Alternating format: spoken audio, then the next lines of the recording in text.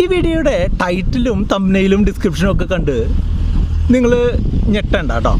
കാരണം എന്താണെന്ന് വെച്ചാൽ നമ്മൾ ഇതുവരെ പറഞ്ഞിട്ടുള്ള കാര്യങ്ങൾക്ക് ഘടകവിരുദ്ധമായിട്ടുള്ളൊരു കാര്യമാണ് ഞാൻ പറയുന്നത് എന്നുണ്ടെങ്കിലും അതിന് തക്കതായിട്ടുള്ളൊരു കാരണമുണ്ട്. അപ്പോൾ ഈ വീഡിയോ നിങ്ങൾ അവസാനം വരെ കാണുകയാണെന്നുണ്ടെങ്കിൽ നിങ്ങൾക്ക് ഞാൻ എന്തുകൊണ്ടാണ് സ്റ്റോപ്പ് ലോസ് ഇടാതെ ട്രേഡ് ചെയ്യുന്നത് എന്നുള്ളത് നിങ്ങൾക്ക് മനസ്സിലാവും. അപ്പോൾ ആ കാര്യങ്ങൾ അറിയാനായിട്ട് വീഡിയോ അവസാനം വരെ കാണാം.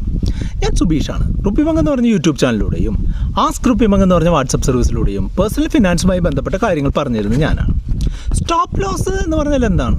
സ്റ്റോപ്പ് ലോസ് എന്ന് പറഞ്ഞിട്ടുണ്ടെങ്കിൽ ഞാൻ 110 രൂപയാകും എന്ന് കരുതിക്കൊണ്ട് 100 രൂപയുള്ളൊരു ഷെയർ വാങ്ങുകയും അങ്ങനെ ഒരു 10 രൂപ ലാഭത്തിന് വേണ്ടി ഞാൻ വാങ്ങിയിട്ടുള്ള ഷെയർ താഴേക്ക് വന്ന് നമുക്ക് നഷ്ടം വരികയാണ് എന്നുണ്ടെങ്കിൽ എത്ര രൂപ വരെ നഷ്ടം ഞാൻ സഹിക്കാം എന്ന് പറയുന്നതിനെയാണ് സ്റ്റോപ്പ് ലോസ് എന്ന് പറയുക.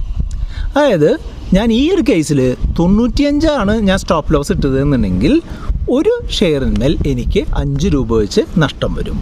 അതും കഴിഞ്ഞും ഈ 100 രൂപയുടെ ഷെയർ 95 കഴിഞ്ഞ് 94, 93, 92 ഒക്കെ ആയി താഴേക്ക് വരികയാണെന്നുണ്ടെങ്കിൽ നമുക്ക് നമ്മളുടെ നഷ്ടം 5 രൂപയാക്കി നിജപ്പെടുത്താനായിട്ട് സാധിക്കും.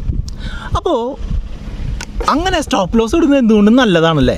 അതായത് ഒരു സ്റ്റോക്കിന് എത്ര രൂപ വരെ പോവാം? ഒരു സ്റ്റോക്കിന് 0 രൂപ വരെ വേണമെങ്കിൽ പോകാൻ വേണ്ടിയിട്ട് സാധിക്കും അല്ലേ. നമ്മൾ വാങ്ങിയൊരു സ്റ്റോക്ക് 0 രൂപയൊക്കെ ആവാനുള്ള സാധ്യതയൊക്കെ ഉണ്ട്. 0 വരെ പോവുള്ളൂ. അപ്പോൾ നമ്മൾ ഡെലിവറി ആയിട്ട് വാങ്ങുന്ന സ്റ്റോക്ക് 0 വരെ പോയി, അതായത് നമ്മൾ ഇടുന്ന മൊത്തം പൈസയും പോകാനുള്ള സാധ്യതയുണ്ട്. അതേപോലെ തന്നെ പക്ഷേ നമ്മൾ എല്ലാ സ്റ്റോക്കും അങ്ങനെ 0 ആവുന്നത് വരെ അങ്ങനെ വെയിറ്റ് ചെയ്യുന്ന ഒരു സ്ഥിതി ഉണ്ടാവാതിരിക്കാനായിട്ട് നമ്മൾ പണത്തിന് വരുന്ന നഷ്ടം ലിമിറ്റ് ചെയ്യാനായിട്ടാണ് നമ്മൾ സ്റ്റോപ്പ് ലോസ് ഇടാറുള്ളത് അല്ലേ. അപ്പോൾ എങ്ങനെയുള്ള സമയത്താണ് ഞാൻ സ്റ്റോപ്പ് ലോസ് ഇടാറുള്ളത് എന്ന് പറഞ്ഞുകൊണ്ട് ഞാൻ തുടങ്ങും. ഞാൻ പലതരത്തിലുള്ള ട്രേഡുകൾ ചെയ്യാറുണ്ട്. ഓപ്ഷൻസ് ട്രേഡിങ് ഞാൻ ഒരു തരത്തിൽ ചെയ്യാറുണ്ട്. അതായത് കോൾ ഓപ്ഷനുകളും പുട്ട് ഓപ്ഷനുകളും വാങ്ങുകയോ വിൽക്കുകയോ ഒക്കെ ചെയ്യുന്ന തരത്തിലുള്ള ഓപ്ഷൻസ് ട്രേഡിങ്ങിൽ ഞാൻ ഇൻവോൾവ് ചെയ്യാറുണ്ട്. അതുപോലെ ഞാൻ ഇൻട്രാഡേ ട്രേഡിങ്ങും ചെയ്യാറുണ്ട്. ഒരു ദിവസം രാവിലെ വാങ്ങി വൈകിട്ട് വിൽക്കുകയോ അല്ലെങ്കിൽ രാവിലെ വിറ്റ് വൈകിട്ട് വാങ്ങുകയോ ചെയ്യുന്ന തരത്തിലുള്ള ഒരു ദിവസം മാത്രം ആയുസ്സുള്ള ട്രേഡുകളും ഞാൻ ചെയ്യാറുണ്ട്. ഇത്തരം 2 ട്രേഡുകളിലും ഞാൻ എന്തിടാറുണ്ട്? സ്റ്റോപ്പ് ലോസ് ഇടാറുണ്ട്. കാരണം എന്താണെന്ന് വെച്ചാൽ ഈ ട്രേഡുകളിൽ വരുന്ന ഒരു ചേഞ്ച് എന്ന് പറഞ്ഞിട്ടുണ്ടെങ്കിൽ വളരെ വലുതായിരിക്കും.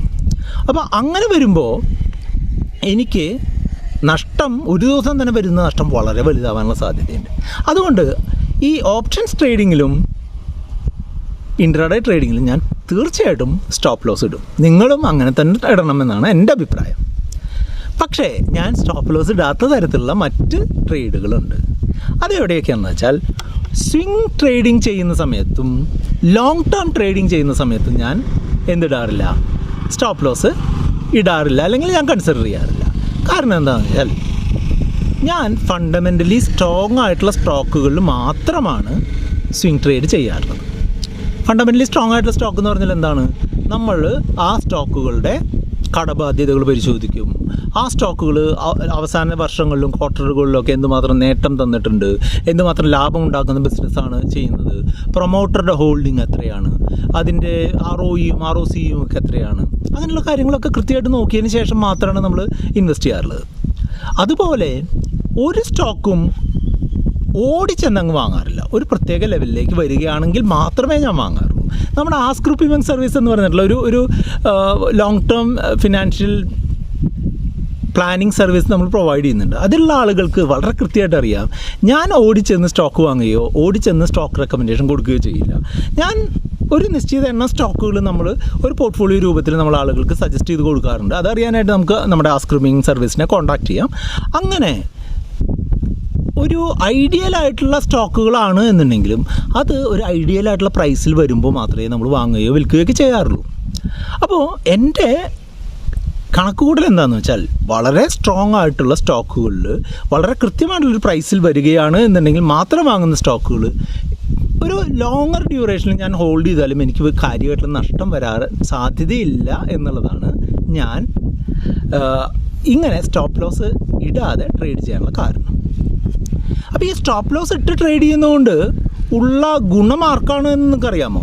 സ്റ്റോപ്പ് ലോസ് ഇട്ടുകൊണ്ട് ഗുണമുള്ള ആളുകൾ ആരാന്ന് വെച്ചാൽ ബ്രോക്കർമാർ, സർക്കാർ, ഏജൻസികളൊക്കെയാണ്.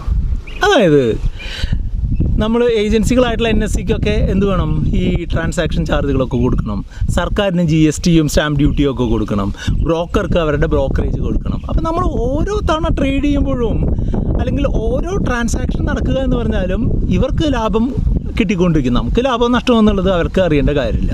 അവർക്ക് കിട്ടാനുള്ള ടാക്സും ചാർജുകളും ബ്രോക്കറേജും ഒക്കെ കിട്ടിക്കൊണ്ടിരിക്കും.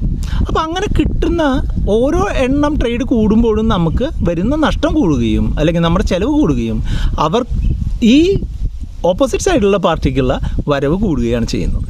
അപ്പോൾ സ്റ്റോപ്പ് ലോസ് ഇടുക എന്ന് പറഞ്ഞാൽ എന്താണ്, നമ്മൾ ഇരട്ടി ട്രേഡ് നടത്തുക എന്നുള്ളതാണ്. അപ്പോൾ അങ്ങനെ നമ്മൾ ഫണ്ടമെൻ്റലി സൗണ്ടായിട്ടുള്ളൊരു സ്റ്റോക്കിൽ ഒരു ലോങ് ടേമിന് വേണ്ടി നിക്ഷേപിക്കുന്ന ഒരാൾ അല്ലെങ്കിൽ ഒരു സ്വിംഗ് ട്രേഡിങ്ങിന് വേണ്ടി നിക്ഷേപിക്കുന്ന ഒരാൾ സ്റ്റോപ്പ് ലോസ് ഇട്ടില്ലെങ്കിലും കുഴപ്പമില്ല എന്നുള്ളതാണ് എൻ്റെ അഭിപ്രായം. നിങ്ങളുടെ അഭിപ്രായം എന്താണ്? അപ്പോൾ ഇതിനെപ്പറ്റി കൂടുതൽ എന്തെങ്കിലും അറിയാനുണ്ടെന്നുണ്ടെങ്കിൽ നിങ്ങൾക്ക് നമ്മളുടെ വാട്സപ്പ് നമ്പറായിട്ടുള്ള 8848030018 എന്നൊരു നമ്പറിലേക്ക് നിങ്ങൾക്ക് കോൺടാക്റ്റ് ചെയ്യാം. അതോടൊപ്പം തന്നെ ഈ വീഡിയോ ലൈക്ക് ചെയ്യാനും കമൻറ്റ് ചെയ്യാനും ഒന്നും മറക്കരുത്. നിങ്ങളുടെ സുഹൃത്തുക്കൾക്ക് ഈ വീഡിയോ അയച്ചു കൊടുത്തു കഴിഞ്ഞാൽ അവർക്കും കൂടെ ഇത് ഉപകാരമായിരിക്കും.